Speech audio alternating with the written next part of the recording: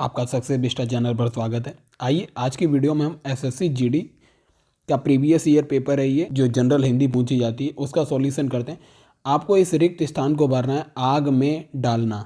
तो ये मुहावरा है, आग में घी डालना।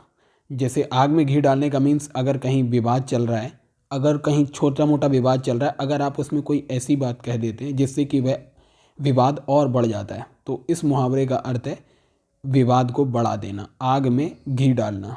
तो इसमें रिक्त स्थान में घी आएगा। हमें इस वाक्यांश के लिए एक सार्थक शब्द चुनना है। वाक्य है हमारा, जो अस्त व्यस्त हो। जो अस्त व्यस्त हो उसे कहते हैं विपर्यस्त। विपर्यस्त का अर्थ होता है जो अस्त व्यस्त हो। प्रश्न नंबर 3, महात्मा गांधी की साधना थी। उपरोक्त में अलौकिक शब्द के एकार्थी शब्द से वाक्य पूर्ण कीजिए।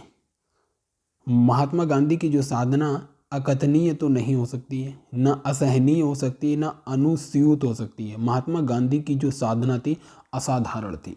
प्रश्न 4, निम्नलिखित में से शुद्ध वाक्य कौन सा है? राधा अच्छा लड़की नहीं, राधा अच्छी लड़की शुद्ध होता।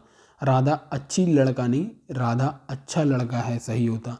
राध अच्छा लड़की, इसमें तो शब्द की ही गलत है। राध और अच्छ ये दोनों शब्द गलत हैं। तो यहाँ से आपको समझ आ रहा होगा राधा अच्छी लड़की है, ये जो है वाक्य शुद्ध है।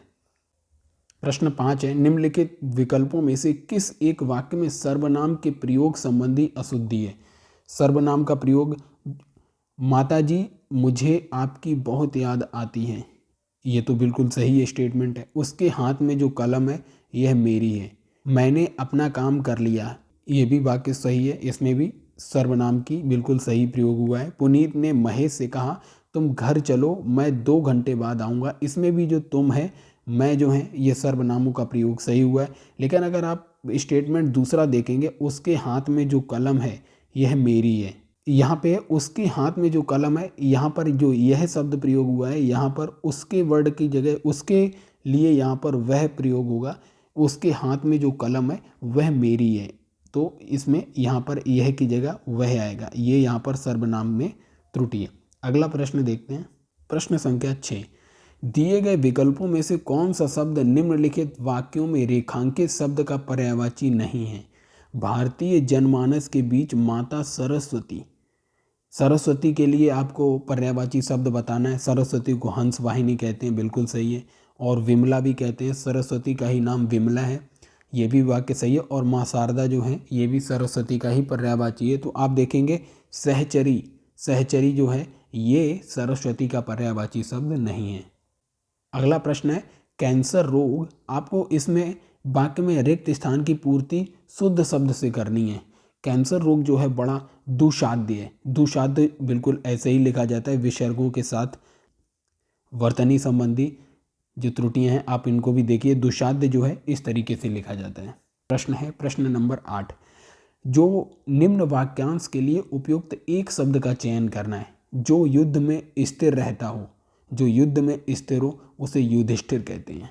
वाक्यांश के लिए ये शब्द है, जो युद्ध में स्थिर रहता हो, युधिष्ठिर। प्रश्न संख्या 9 है, निम्न वाक्य में रेखांकित शब्द के स्थान पर सर्वोचित विकल्प चुनिए। वह अमीर होने पर भी संतुष्ट नहीं है।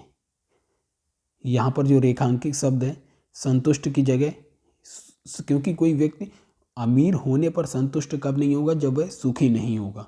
तो इसकी संतुष्ट की जगह सुखी शब्द आ सकता है।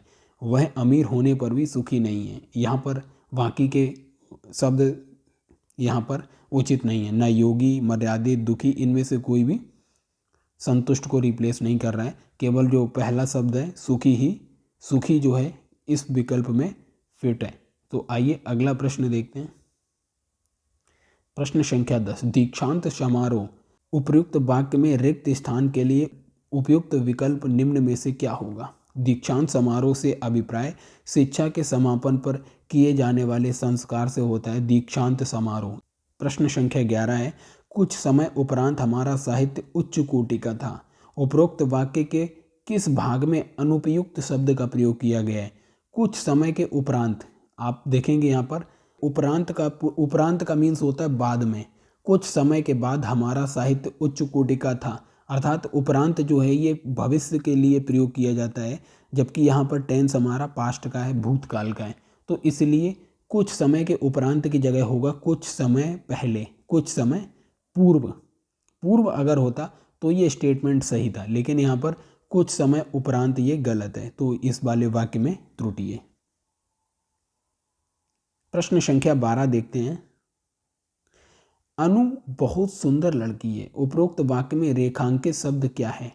बहुत का मीन्स एक तरीके से ये प्रविशेषण है, मीन्स अनु जो है एक सुंदर लड़की है, मीन्स यहाँ पर तो विशेषण है। अगर आप देखेंगे सुंदर जो है किसकी विशेषता बता रहा है? लड़की की विशेषता बता रहा है। अर्थात सुंदर तो है एक विशेषण, लेकिन जो विशेषण को भी विशेषण से पूर्व जो शब्द लगते हैं, जो विशेषण से पूर्व विशेषण को भी विशेष बनाने के लिए जो शब्द लगते हैं उनको प्रविशेषण कहते हैं। अर्थात ऑप्शन 1 जो है करेक्ट है। प्रश्न संख्या 13। निम्नलिखित शब्द के सही पर्यायवाची शब्द का चयन करना है आपको। बिजली, बिजली के 3 पर्यायवाची याद रखिए हैं, चंपा, विद्युत और दामिनी। दामिनी ये जो हैं 3 पर्यायवाची बिजली के हैं, तो बिजली का इनमें से पर्यायवाची दामिनी दिया हुआ है। प्रश्न संख्या 14 देखते हैं। निम्नलिखित में से माता का समानार्थी शब्द नहीं है। माता को जननी भी कहते हैं, अम्बा भी कहते हैं और मैया भी कहते हैं। अगर आप देखेंगे इसमें ऑप्शन बी दूसरा जो है वो गलत है, और वामा जो है माता को नहीं कहा जाता है।